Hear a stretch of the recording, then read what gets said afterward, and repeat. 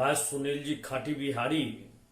अरे संपूर्ण बिहार के 12वीं के छात्र को राम राम करते हैं। अरे भैया राम राम सुनील जी खाटी बिहारी करत तारा। संपूर्ण बिहार के छात्र जो 12वीं कक्षा में अध्ययन करत तारा, जो 12वीं कक्षा में अध्ययन करे छे सुनील जी राम राम करे।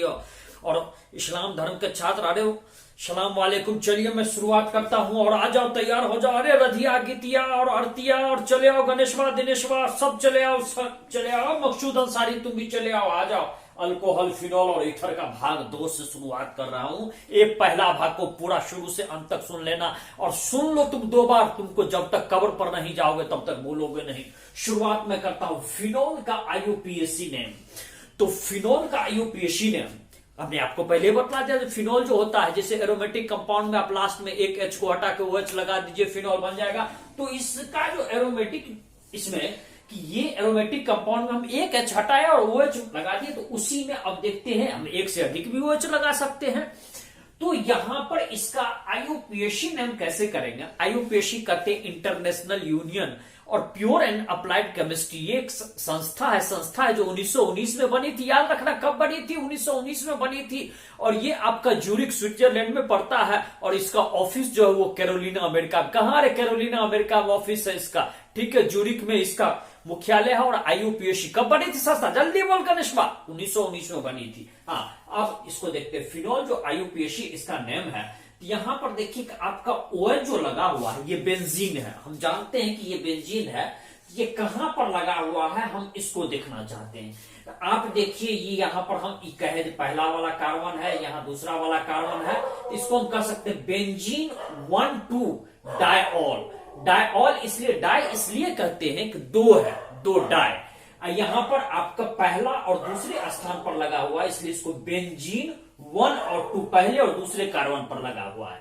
लेकिन यहां चले आइए तो यहां पर देखते हैं ये पहला कार्बन है, ये दूसरा कार्बन है, ये तीसरा कार्बन है। कहां कहां लगा हुआ है? OH। OH देखिए पहला पर लगा है और तीसरा पर लगा है।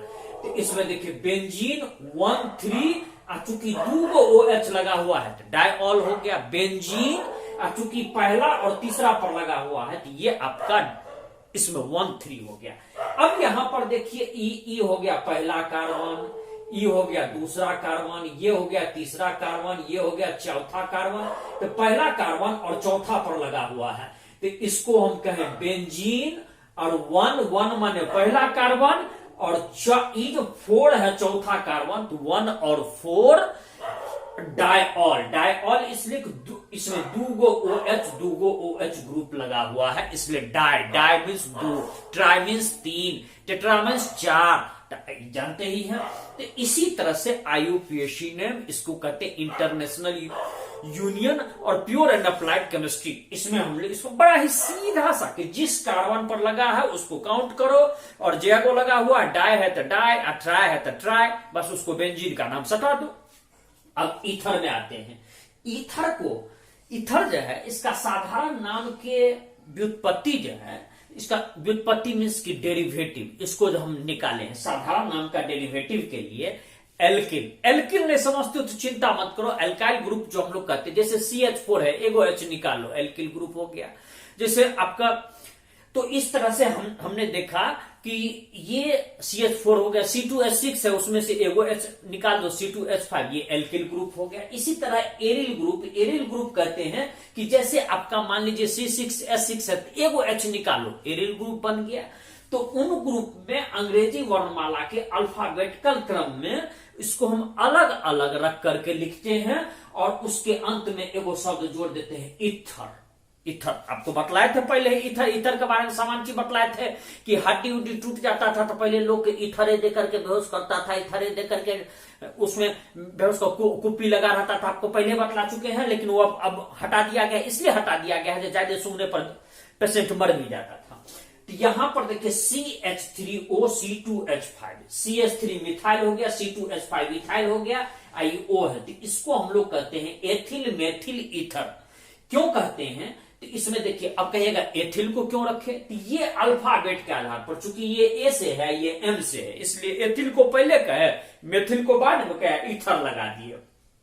तो ये दोनों, अब मान लीजिए कि यदि दोनों ग्रुप एल्किल ग्रुप यदि बिल्कुल समान हो, दोनों अल्काइल ग्रुप बिल्कुल समान हो, तो उस स्थिति में हम डाई लगा देंगे। जैसे कि देखिए CH3 CH2O है, फिर CH2 CH3, ये देखिए कि CH2 और CH3 CH2 और CH3 ये समान ग्रुप लगा हुआ है, इसीलिए हम इसको और इसको कहते हैं एथिल या इथाइल कहते हैं। इथाइल दूगो है, एगो हिया है एगो हिया है, तो इसको कहते हैं डाई। डाई माने दू, इथाइल ईथर चूंकि हम इसके साथ लगाए, ईथर लगा दिए, इथाइल चूंकि दू इथाइल ग्रुप लगाए हुए थे।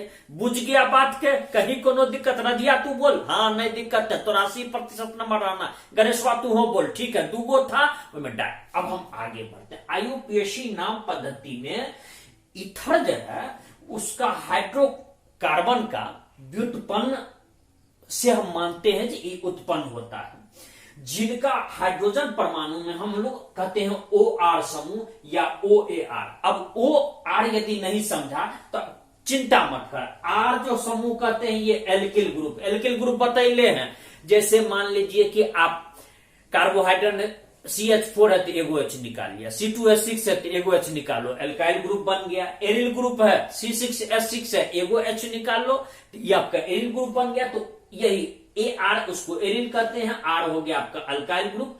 इसके अटैच करके हम लोग इसी से हम लोग ईथर का नामकरण करते हैं। अब देखिए जरा देख लेते हैं यहां पर CH3OCH3, देखिए CH3 ये मिथाइल है, दूगो है CH3 डाई हो गया, दो हो गया तो इसको डाई, अब मिथाइल लगा हुआ है मिथाइल, अंत में लगा दिए ईथर। अब IUPAC में देखिएगा तो कुछ नहीं, मिथॉक्सी मिथेन कहते हैं कि मिथाइल और मिथाइल दोनों, तो मिथॉक्सी, इसको मिथॉक्सी मिथेन कहते हैं।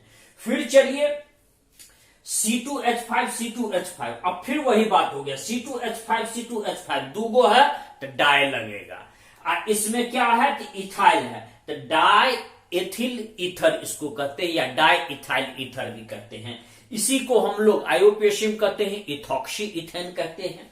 फिर चलिए CH3 ये अलग है, इसमें देखिए CH2 अब बीच में O लगा हुआ है, तो यहां तो अलग अलग ग्रुप है, एगो CH3 है, एगो CH2 है, तो इसको हम लोग कहते हैं मिथाइल इमिथाइल इधर हुआ, इसको N प्रोपिल और अंत में ईथर लगा दिए, या इसको हम ऐसा भी कहते हैं 1 मिथॉक्सी प्रोपेन, ऐसा भी हम लोग कहते हैं। अब यहां पर देखिए 1 इसलिए कि जहां पर आपको लगा हुआ है मिथाइल, इसलिए इसको 1 कहें। अब देखिए C6H5OCH3, यहां पर देखिए C6H5 आपका हो गया इथाइल, CH3 हो गया मिथाइल, इसको हम लोग कहते हैं मेथिल फेनिल ईथर या एनिशोल भी कहते हैं। एनिशोल भी कहते हैं क्योंकि C6H6 होता है, जानबे करते हैं बेंजीन है, एगो H निकाल लिए तो ये आपका इथाइल नहीं है, बेंजीन है, उसका निकाल लिए तो वहां पर आपको ये होगा मेथिल फेनिल ईथर, इसको कहते हैं। तो चलिए अब अल्कोहल और फिनॉल का विरेचन कहते कैसे निर्माण करते हैं, कैसे इसको हम पैदा करते हैं प्रयोगशाला में। तो इसमें आइए कि जैसे एल्कीन से, एल्कीन में आइए कि एल्कीन को तनु अम्ल क्या होता है, अम्ल में पानी मिला दीजिए, कौन सी मिला दीजिए, पानी मिला दीजिए।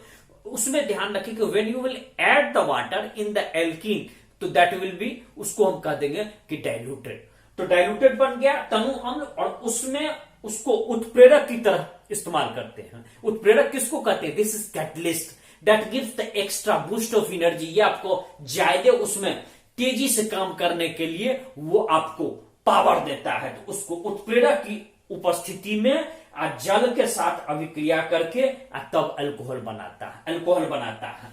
अब जरा सा यहां पर हम देखते हैं कि जैसे देखिए अल्कीन हो गया, इसमें तनु अम्ल जो है ये उत्प्रेरक का काम करता है, आपको पहले बतला दे उत्प्रेरक किसको कहते हैं, और उपस्थिति में जल के साथ जब अभिक्रिया होता है तो अल्कोहल बनता है। इसी का ये सूत्र दिया हुआ है, H2O हम जल के साथ अभिक्रिया कराए, H+ है, ये हम उसको एक्टिवेट करने के लिए तो हमको ये आपका H और OH ग्रुप बना, और फिर हम इसको एक और देखते हैं CH3CH और CH2 है, इसको हम H2O जल के साथ किया और इसको एक्टिवेट करने के लिए कैटलिस्ट का इस्तेमाल किया, CH3CH CH3 और OH इसके साथ CH के साथ लगा हुआ, ये हमको अल्कोहल बन गया। सूत्र आपका समान रखें। अब यहां पर एक छोटा सा चीज समझ लीजिए कि कार्बोनिल यौगिक से कैसे बनाते हैं। अब एक शब्द आया कार्बोनिल, वैसे वो आपको अगले चैप्टर में हम बतलावेंगे, लेकिन अभी तत्काल समझ लीजिए जो कार्बोनिल हम कहते हैं कि C के साथ कार्बन के साथ जो ऑक्सीजन डबल बॉन्ड से जुड़ा रहता है तो उसको हम लोग कार्बोनिल कहते हैं। और कीटोन कहते हैं कि इसमें कीटोन भी वही है कि कार्बन के साथ ऑक्सीजन का बॉन्ड होता है, अंतर सिर्फ इतना है कि इसमें जो डबल बॉन्ड बना रहता है तो कार्बोनिल कंपाउंड के अंदर ग्रुप रहता है, जो कंपाउंड बनता है उसके अंदर ही कार्बोनिल का ग्रुप रहता है। लेकिन अल्डिहाइड जो होता है उसमें आपका कार्बोनिल ग्रुप ये अंत में बनता है। कहां बनता है? अंत में। जल्दी बोल गणेश बा, अल्डिहाइड में कितने बनता है? कार्बोनिल ग्रुप अंत में बनता है।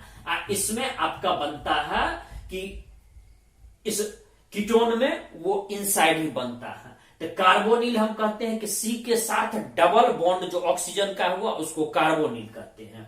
कीटोन में कार्बोनिल कंपाउंड के अंदर बनता है और अल्डिहाइड में कार्बोनिल कंपाउंड के बाहर बनता है। एकदम टेप कर लेना दिमाग में, वैसे अगला चैप्टर में और स्पष्ट होगा। कार्बोनिल यौगिक से तो अल्डिहाइड या कीटोन का हम अपचयन कर देते हैं। तो अपचयन कर देते हैं तो अल्डिहाइड और कीटोन इसमें उत्प्रेरक की उपस्थिति हम ले आते हैं और तब किसी कैटलिस्ट की, ताकि थोड़ा सा बूस्ट मिले, पावर मिले, that will give the energy और that will make the speed faster.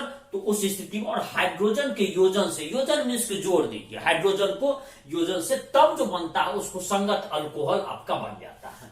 और इसमें उत्प्रेरक का इस्तेमाल करते, we are using the catalyst as the, उसमें प्लेटिनम का इस्तेमाल करते हैं कि कैटलिस्ट के रूप में, उत्प्रेरक के रूप में इस्तेमाल करते हैं प्लेटिनम का या पैलेडियम का इस्तेमाल करते हैं या निकेल का इस्तेमाल करते हैं। किन किन किन का? जल्दी बोल गणेश, कौन कौन हम उत्प्रेरक इस्तेमाल करते हैं? जल्दी बोल गणेश, जल्दी बोल। और नहीं तो तोरा का मार्क मुखिया दी। हाँ, प्लेटिनम का इस्तेमाल करते हैं, पैलेडियम का इस्तेमाल करते हैं, निकेल का इस्तेमाल करते हैं। चलिए गीता, हाँ बोलू कौन कौन उत्प्रेरक इस्तेमाल करे? पैलेडियम, निकेल और चलो भैया प्लेटिनम का। अब आइए, अल्डिहाइड जो है ये प्राथमिक अल्कोहल देता है। Aldehyde gives the primary alcohol और कीटोन आपका द्वितीयक अल्कोहल देता है, secondary alcohol. Ketone gives the secondary alcohol. जैसे देखिए उसी का सूत्र है RCHO, इसमें H2 लगा दिया और यहां पर आपका पैलेडियम है और इसमें RCH2OH बन गया, RCH2OH बन गया। और यहां पर आइए RCO, RCO और R-, इसमें हम देखिए सोडियम बोरोहाइड्राइड जिसका सूत्र होता है NaBH4, इसको मिला है तो हमको RCHOH और R- बना। ये द्वितीय अल्कोहल है और ये आपका प्राथमिक अल्कोहल है। प्राथमिक अल्कोहल है, सामान्य रूप से हम इसको सूत्र आपको बतला दिए। अब इससे आगे हम लोग चलते हैं कि कार्बोक्सिल अम्ल या एस्टर के अपचयन से कैसे बनाते हैं। तो कार्बोक्सिल अम्ल और एस्टर के हम लोग अपचयन से कैसे बनाते हैं, अल्कोहल कैसे बनाते हैं।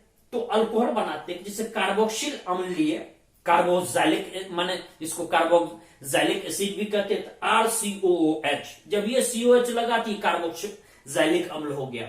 अब इसमें देखिए लिथियम एल्युमिनियम और हाइड्राइड ये उत्प्रेरक के रूप में इस्तेमाल किए, जल की उपस्थिति में H2O कर दिए तो ये बन गया RCH2OH। आप देखिए यहां पर इसमें कि कार्बोक्सिल एसिड हो गया, लिथियम एल्युमिनियम हाइड्राइड हमने उत्प्रेरक के रूप में इस्तेमाल किया, हमको बन गया RCH2OH। लिथियम एल्युमिनियम हाइड्राइड वो महंगा उत्प्रेरक है, ये एक महंगा एक्टिव एजेंट है। इसमें ध्यान रखिए कॉस्टली कैटलिक एजेंट। तो ये इसका प्रयोग सिर्फ विशेष रासायनिक प्रयोग में ही किया जाता है, महंगा है। तो औद्योगिक स्तर पर कार्बोक्सिलिक, इसको हम कहते हैं, या कार्बोक्सिल अम्ल का अल्कोहल में उसका हम अपचयन करते हैं और इसको उसके बाद हम उसको अपचयन करके और एस्टर में भी परिवर्तित कर देते हैं। जरा सा इसको देखिए, RCOOH R- है। इसमें क्या किया, हम आपको मान लीजिए कैटलिस्ट OH ग्रुप से किए तो RCOOR बन गया, एस्टर ग्रुप बन गया।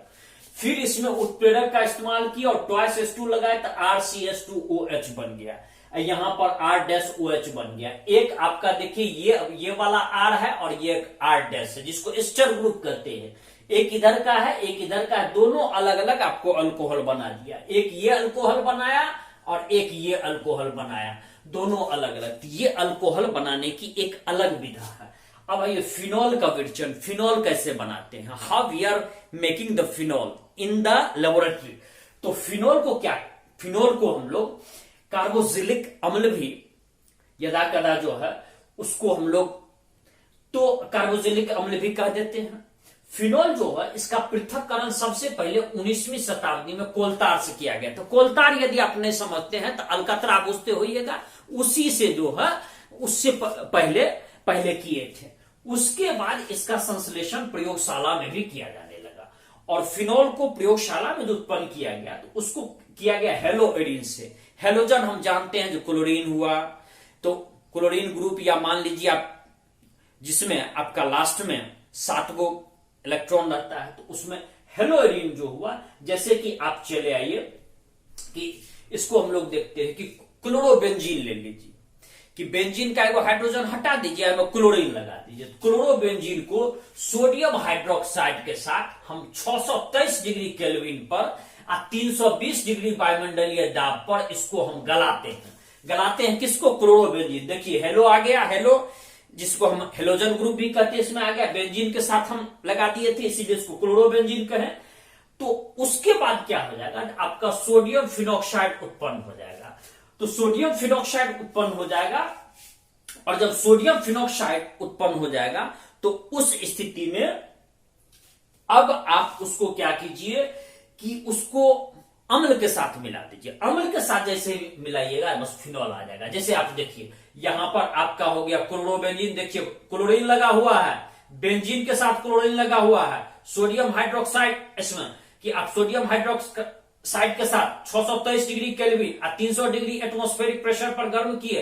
अब आपका देखिए यहां पर सोडियम इसमें ऑक्साइड है, यहां पर प्लस हो गया और यहां पर आपका OH ये ग्रुप में आपको बन गया। यहां पर आपका तैयार हो गया, ये आपका फिनॉल जो है तैयार हो गया। तो फिनॉल अब बेंजीन सल्फोनिक अम्ल से भी जो है इसको हम कैसे तोड़ते हैं, किस तरह से करते हैं। तो जैसे बेंजीन का ओलियम यदि आप नहीं समझते हैं तो इसको हम कहते हैं कि जैसे झागदार सल्फ्यूरिक एसिड। तो बेंजीन का झागदार सल्फ्यूरिक एसिड में इसको मिला दीजिए और फिर इसको सल्फोनेशन करते हैं, माने में सल्फर आप डाल दीजिए और तब इससे जो प्राप्त आपका सल्फोनिक अम्ल होता है, सल्फर डाल दिया सल्फोनिक अम्ल हो गया। इसको सोडियम हाइड्रोक्साइड के साथ आप गर्म कीजिए, के साथ गर्म करने पर आपका सोडियम फिनॉक्साइड बनेगा। सोडियम फिनॉक्साइड का सूत्र जान लीजिए, C6H5NaO।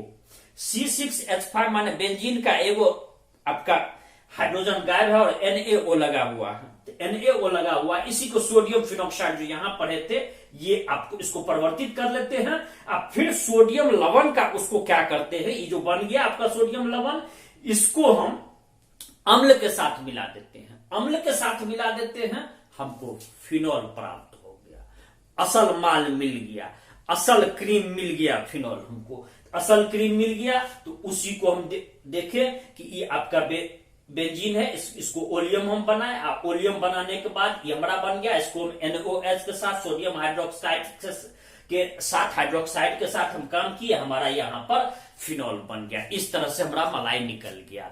तो आप आसानी से समझ गए होइएगा और फिर मैं बहुत जल्दी इसका तीसरा पार्ट भी लेकर के हाजिर हूं। और इस तरह से मैं रजिया गणेशवा जत्ते छो सब हम विदा ले छियो, अहाँ सब हम विदा ले छी। तो हर सबसे हम विदा लेवे तानी all the students, now I am going away. और इसमें कि just after some time I will come with your third part of lecture. बहुत जल्दी मैं ज्यादा अंग्रेजी नहीं बोलूंगा, नहीं कहेगा सुनील बापा पगला गया।